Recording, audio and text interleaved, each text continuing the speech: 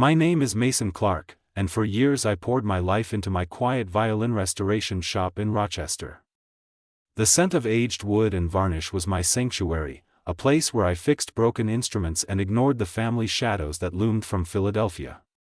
That changed at a glittering gala where my father, Victor Whitmore, the real estate titan whose empire spanned skyscrapers and suburbs, disowned me in front of hundreds.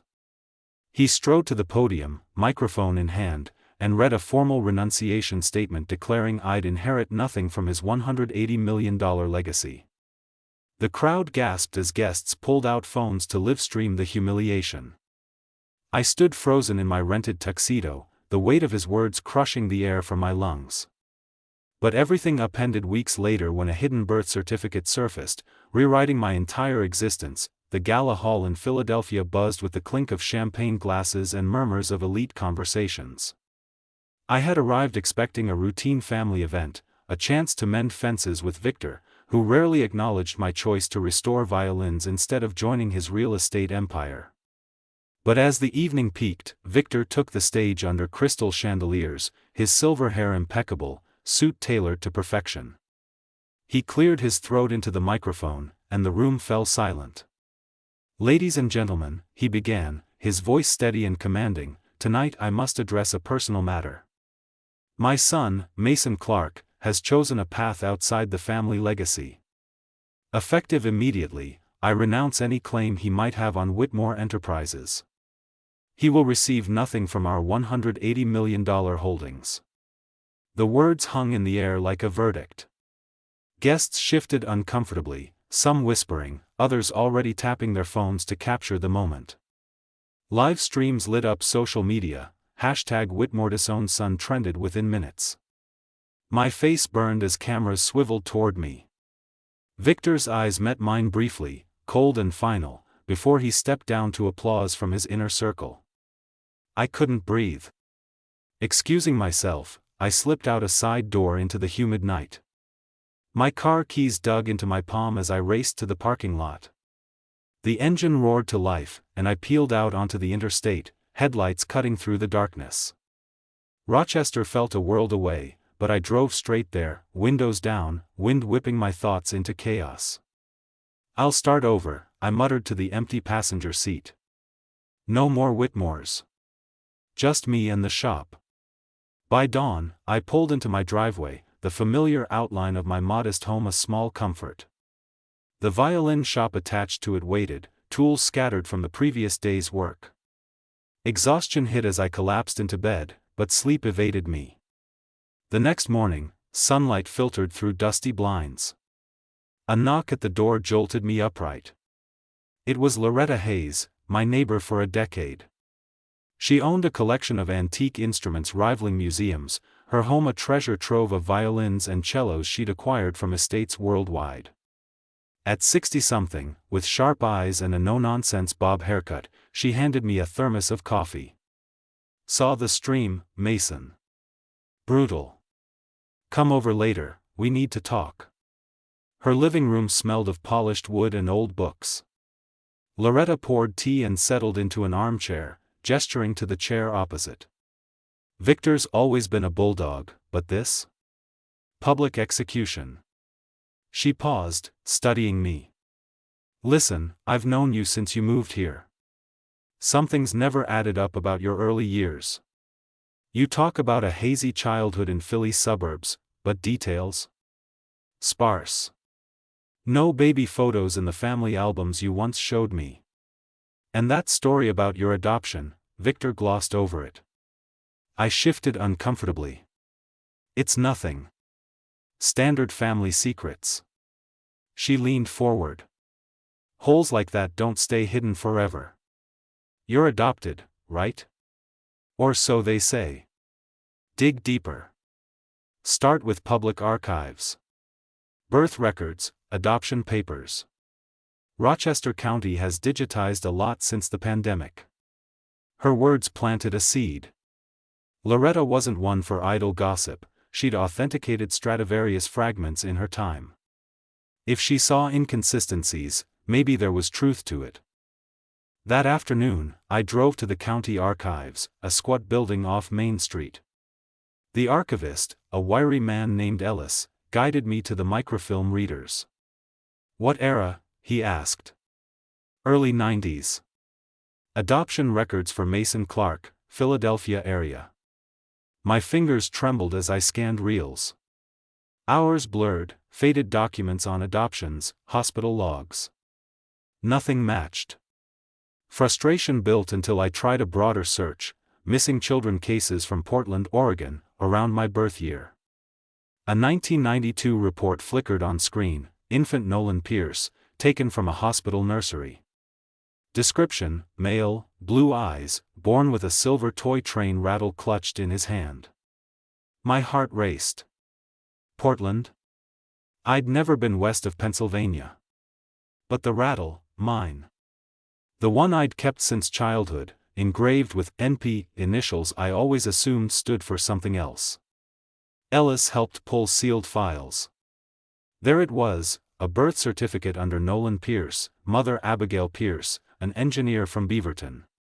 Father's name, Elias Thorne, innovator in tech patents. No adoption notation. Just a quiet entry, overshadowed by the kidnapping alert weeks later. I photocopied everything, hands shaking so badly the pages blurred. Driving home, questions assaulted me. Victor's renunciation suddenly felt like a smokescreen. Loretta waited on my porch. "Find anything?" "More than I bargained for." I showed her the certificate. Her eyes widened. "This changes everything, Mason, or should I say Nolan." The archives had been a nudge, but this document stared back like a mirror.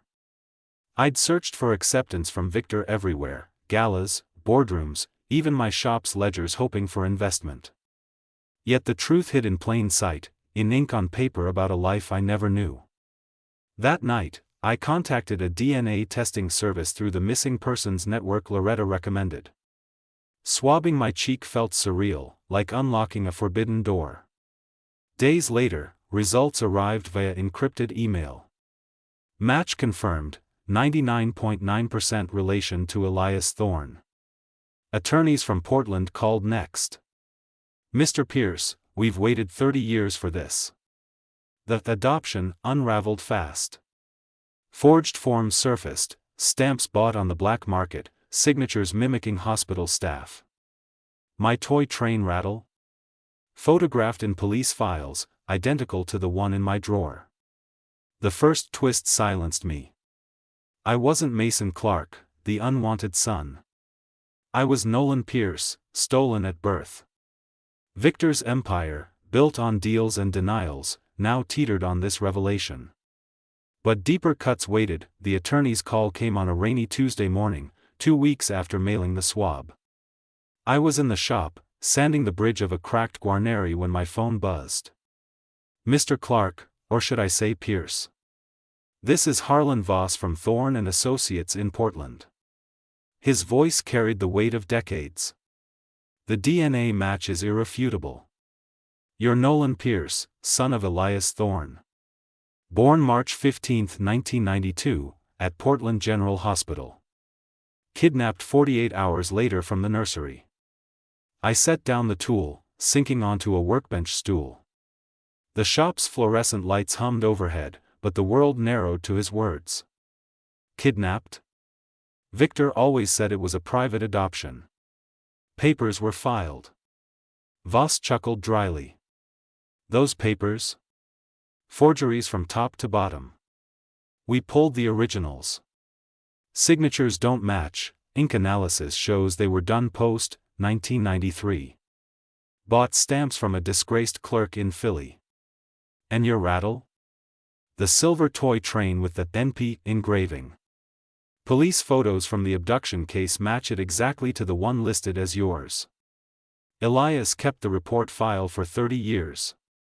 My drawer held that rattle, a childhood talisman I'd dismissed as a quirky heirloom. Now it anchored a stolen life. What happens next? Verification first. We'll need you in Portland for a formal deposition. But Nolan, welcome home." He emailed scans, my real birth certificate, crisp and official, listing Elias Thorne as father, an engineer specializing in renewable energy patents, and Abigail Pierce as mother, who passed in a car accident when I was 10, according to Victor's vague tales, but twisted into family friend. The obstetrician's signature? Dr. Elena Hargrove, later implicated in a missing infant ring. Vanished after a 1994 indictment. I booked a flight that day. Portland greeted me with drizzling skies and towering evergreens, a far cry from Rochester's flatlands. Elias met me at the airport, a tall man in his late 50s with my blue eyes and a firm handshake. No hugs, just quiet acknowledgement. You've built a life without us. Respect that. His office overlooked the Willamette River, blueprints for wind turbine innovations pinned to walls. Over coffee, the story unfolded. Abigail and I were overjoyed, first child. Then gone. Police chased leads to the East Coast, but nothing stuck. Victor Whitmore? He entered the picture years later, marrying into your adoptive mother's family. We suspected, but proof was elusive. DNA had changed that. Tests linked me directly, collapsing Victor's narrative. Back in Rochester, the real unraveling hit. Voss's team subpoenaed Whitmore records. The first twist landed like a gut punch, not some distant stepmother or hired fixer, but my grandmother, Lydia Whitmore. Victor's mother, the iron-fisted widow who controlled family trusts. Documents showed her authorizing payments to Hargrove in the 90s, coded as charity donations, but traced to offshore accounts. Lydia had orchestrated the swap, desperate for a male heir after Victor's daughters disappointed her ambitions. She falsified my identity, buying silence with real estate kickbacks. It stole my voice. I'd called her Gran at holidays, oblivious to the venom behind her smiles. The second twist broke what remained of my heart. My uncle, Reginald Whitmore, the family attorney who'd handled Victor's estate planning, had secretly gathered evidence for years. Emails unearthed from his secure server detailed suspicions since 2010. He'd tipped off the missing persons database anonymously, planting the seed for Loretta's nudge. But he stayed silent, bound by loyalty, until the DNA forced his hand. He wanted you protected, Voss explained. Revealing too soon could have destroyed the family. Worse, the exposure came full circle through the Whitmore Family Foundation. Their charity for missing children, Victor's Public Redemption Project, had funded grants to DNA labs nationwide. Ironically, one grant supported the very testing service that confirmed my identity. A leaked memo showed Victor approving the budget, unaware it would boomerang. The foundation's board froze operations amid the scandal, donors pulling support as headlines screamed, "Whitmore Empire built on stolen child."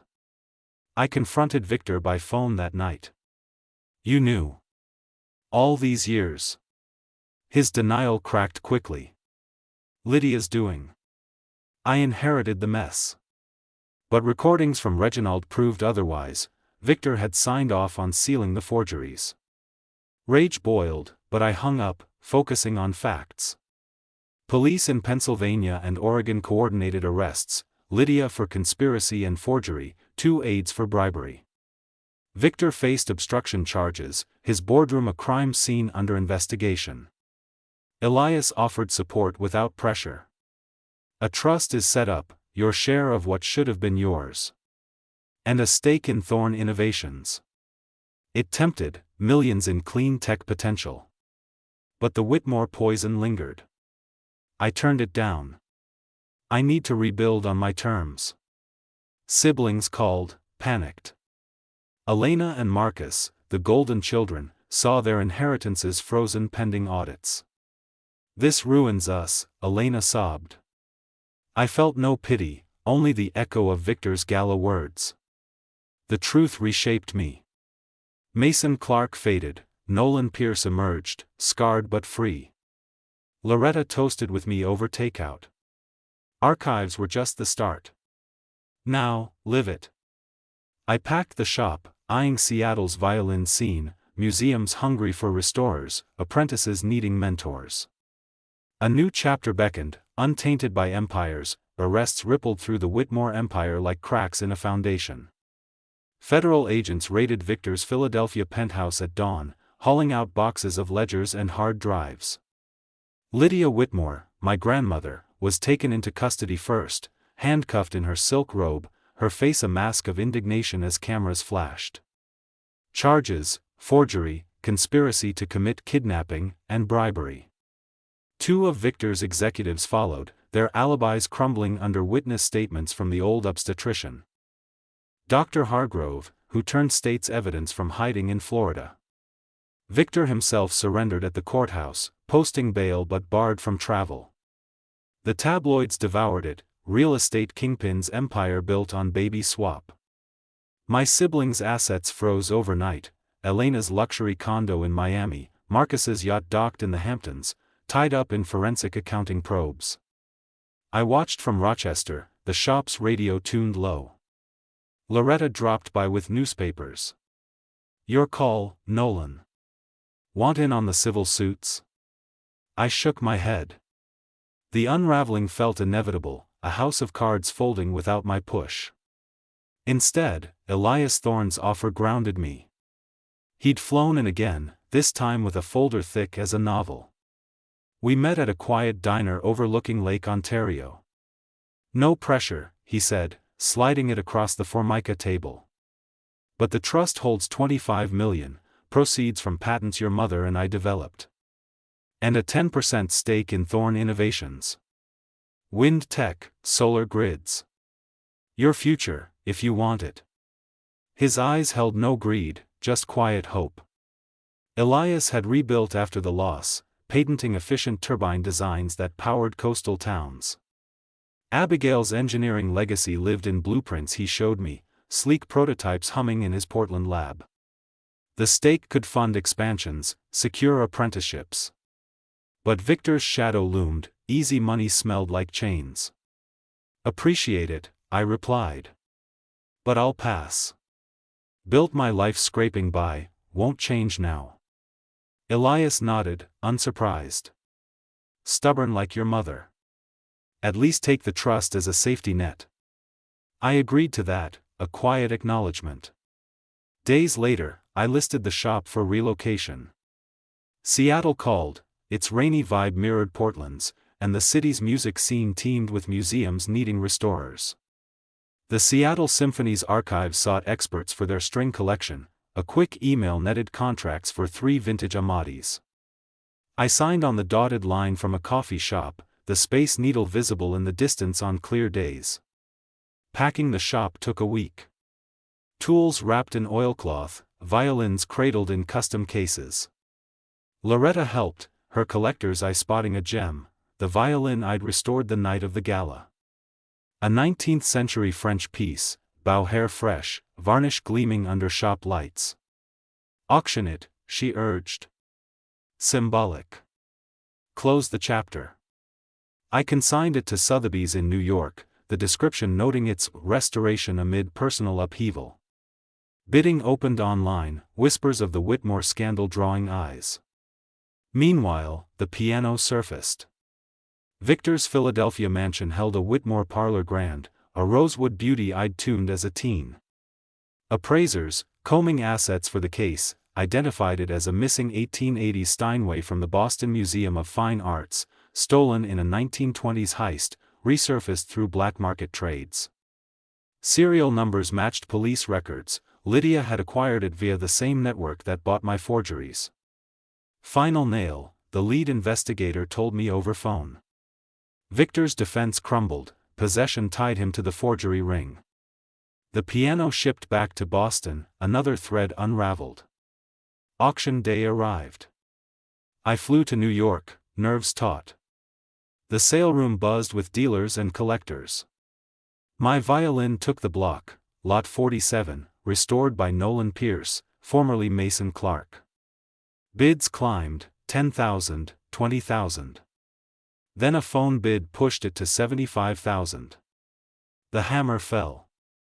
Buyer, Elias Thorne. He met me afterward in the lobby, check in hand.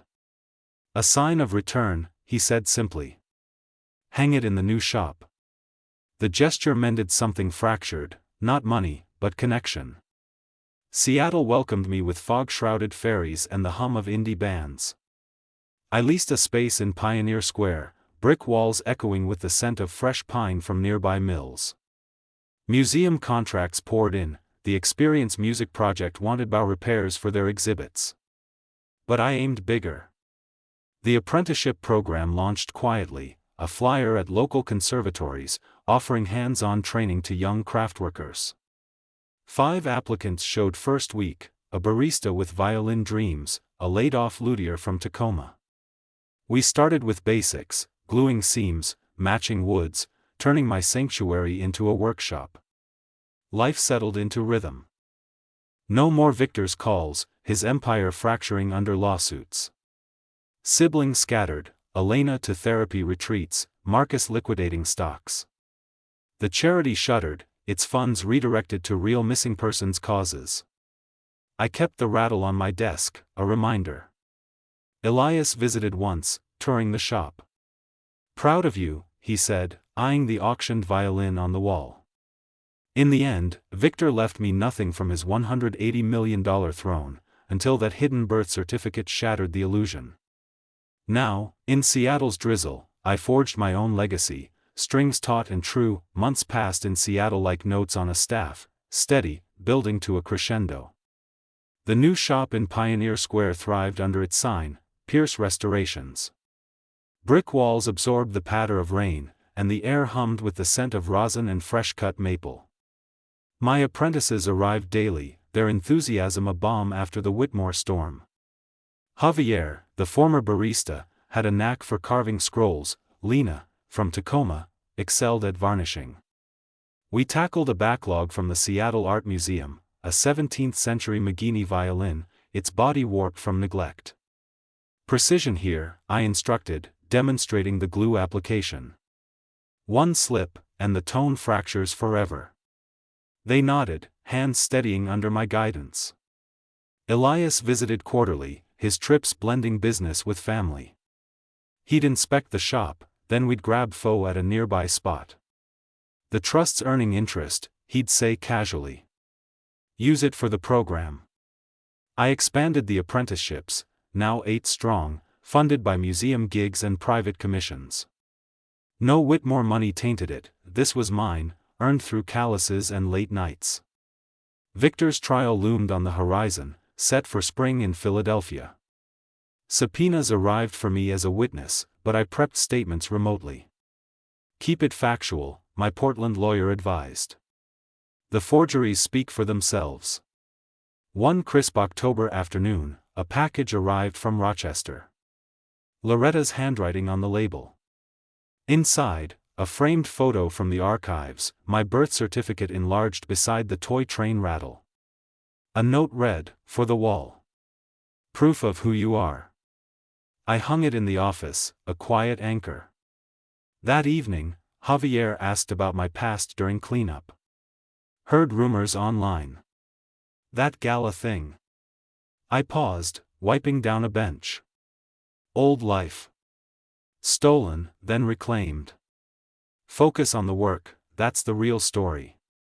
The violin from the auction hung prominently, Elias's purchase a silent endorsement. Clients noticed, inquiries spiking. A conductor from the symphony commissioned a full-set restoration for their holiday concert. Deadlines pressed, but the rhythm suited me. Morning started with coffee and sketches, afternoons filled with sanding and testing tones.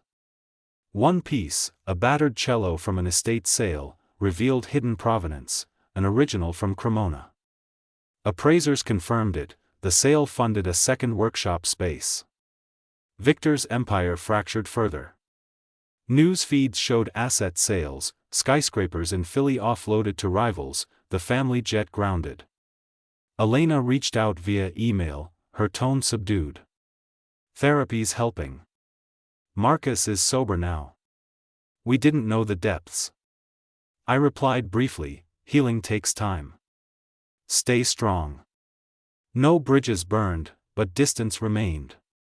The charity reformed under new management, redirecting funds to legitimate searches.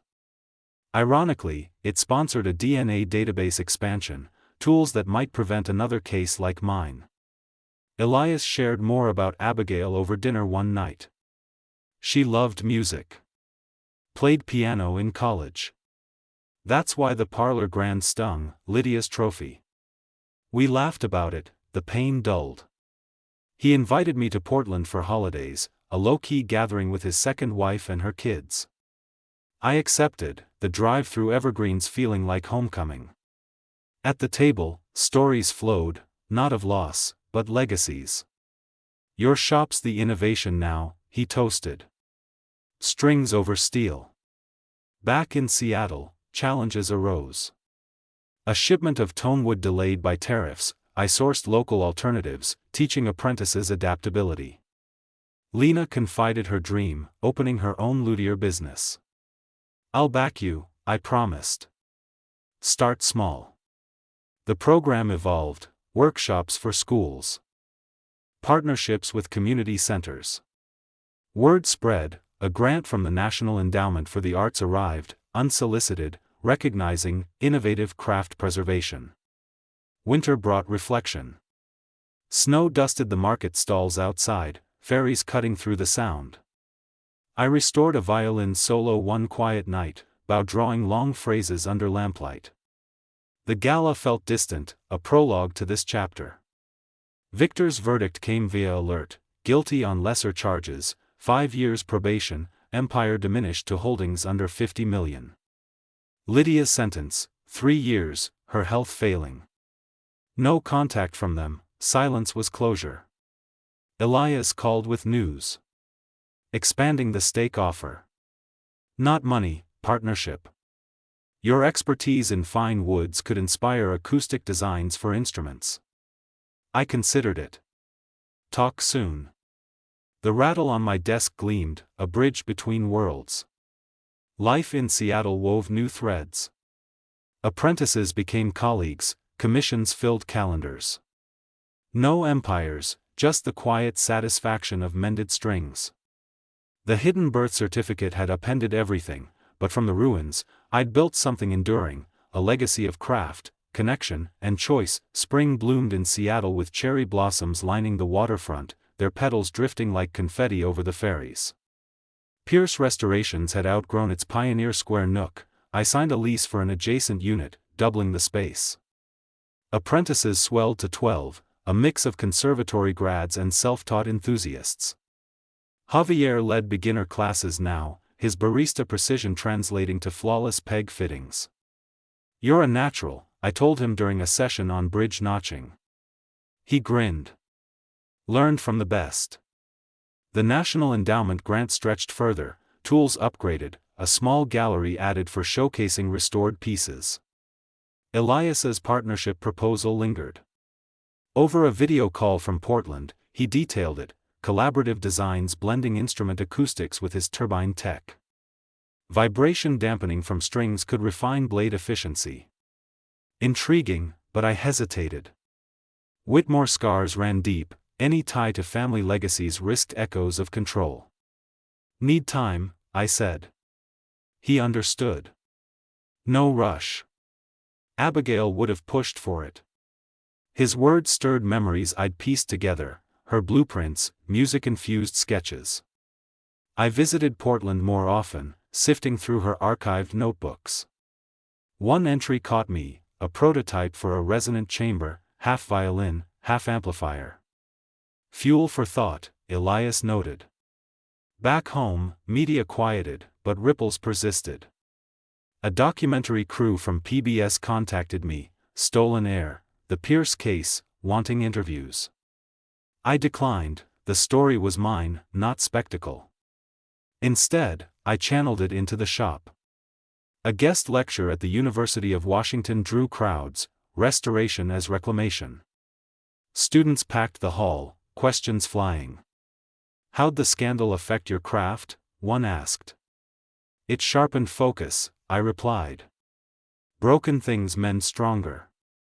The talk led to collaborations, academic studying would resonance, feeding data back to my workbench. Challenges hit mid-season.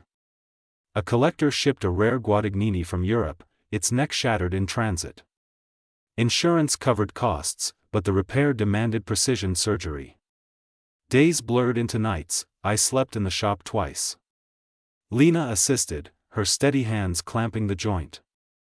"Like your story," she said softly. "Piecing back together."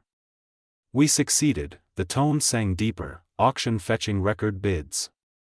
Profits funded scholarships, 2 apprentices from low-income families joined, their gratitude fueling the drive. Victor's probation news broke subtly. He sold the Philly mansion, relocating to a modest condo. An email arrived unexpectedly. "Nolan, if you're open, I'd like to explain." No expectations. Attached, a letter from Lydia, penned in prison. Frail script detailed her regrets, desperation after her husband's death, grasping for dynasty. "I thought I saved you from nothing. Forged a future." It didn't excuse, but humanized. I forwarded to Elias. "Your call," he replied.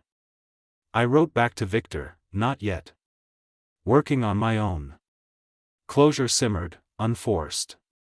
Elias and I met in Seattle for the symphony's season opener.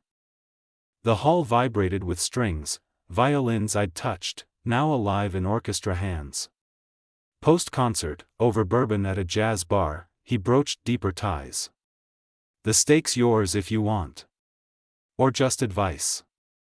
Your family." I accepted a consulting role, limited, on acoustics.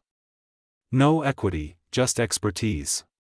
Our first project, a prototype panel, violin-inspired, for soundproofing labs. Tests showed promise, a patent filing loomed.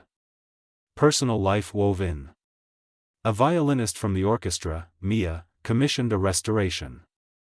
Her dark hair and quick laugh reminded me of Abigail's photos. We talked shop over coffee, dates followed, hikes in the Olympics, her bow techniques mirroring my tools. "Your hands tell stories," she said one evening, tracing a scar from a lathe mishap. Vulnerability crept in, but trust built slowly. The rattle stayed prominent, now beside a new addition, Abigail's old sheet music, salvaged from Elias. I played snippets on a test violin, simple melodies she favored. "Apprentices caught me once," Javier joked, "boss has hidden talents." It sparked an idea, music nights at the shop. Local players performed on restored instruments, drawing crowds. Revenue ticked up, community solidified. Summer approached with a milestone. The documentary aired without me, but reviews praised its restraint. Viewers messaged, inspirations for their own searches. The foundation I'd seeded grew, Pierce Apprenticeship Network, chapters in Portland and Rochester. Loretta joined the board remotely, her collections donating pieces for training. In quiet moments, the gala faded to echo. Victor's empire? Dust. Mine? Strings humming, lives mending. The birth certificate's secret had shattered illusions, but Seattle's cadence rebuilt them, note by deliberate note. Elias called it harmony in the chaos. I agreed. Forward, always, autumn fog rolled off Puget Sound the morning Victor Whitmore appeared at the shop's glass door. Probation rules barred him from leaving Pennsylvania, yet there he stood, coat damp from drizzle, an overnight bag at his feet. Private jet was sold, he said with a rueful shrug. Commercial still flies. I motioned him inside before apprentices arrived. The room smelled of linseed and lacquer, my father inhaled like it was incense from a past life. We sat at the workbench once reserved for triage repairs. He spoke first. I'm not here for forgiveness, he began, voice raspy. I'm here to unsnarl consequences. He slid a slim case across the table. Inside lay a 1742 Guarneri del Gesù, its varnish cracked but soul intact. Belonged to a bankrupt client, he admitted. The court let me keep one asset for restitution. I want it with you, donate it to your program, sell it, burn it, your call. I ran fingertips over the spruce top, feeling centuries thrumming beneath scarred wood. Strings, not skyscrapers, Victor, I said, but thank you. He exhaled. Nolan, every spreadsheet decision I made was built on borrowed lives. You were the first. I can't undo that, but maybe someone plays this violin and finds a better future. We drafted a simple transfer letter. No lawyers, no press. He left as silently as he came, boarding a cab toward Seattle-Tacoma before apprentices unlocked the front gate. Javier later asked whose footprints dotted the floor. I answered, a man settling debts. The Guarneri commanded my autumn weekends. Mia joined evenings, her bow coaxing test notes while I reset the neck angle. When varnish finally caught the light, the instrument sang with a voice broad as rain-filled streets. Sotheby's agreed to waive their fee, moved by the story. The hammer fell at $2.7 million, anonymous bidder. After taxes, every cent fed the Pierce Apprenticeship Network, new cohorts in Detroit, New Orleans, and Anchorage. Elias invited me to Portland to witness the prototype turbine lined with spruce resonance panels we'd co-designed. Standing beneath spinning blades, I heard no shrill mechanical whine, only a low hum, like distant cello. Engineers cheered, investors scribbled. Elias clasped my shoulder. Your mother would have loved the sound. Back in Seattle, I hosted a gala of my own, modest yet bright. Students performed on instruments they'd helped restore. Loretta streamed it from Rochester, typing applause emojis in the chat. At intermission, I lifted a glass. To broken things, and the hands that choose to mend them. Mia smiled, eyes reflecting stage lights. Play something for us, she whispered. I reached for the French violin once denounced under gala glare. Bow met string, the opening bars of Abigail's unfinished lullaby filled the hall, steady, unflinching, true. The crowd quieted, some unaware of the history vibrating in each note, yet all felt the clearness that rises when truth finally resonates. In that resonance I found closure, not inheriting an empire, but composing one.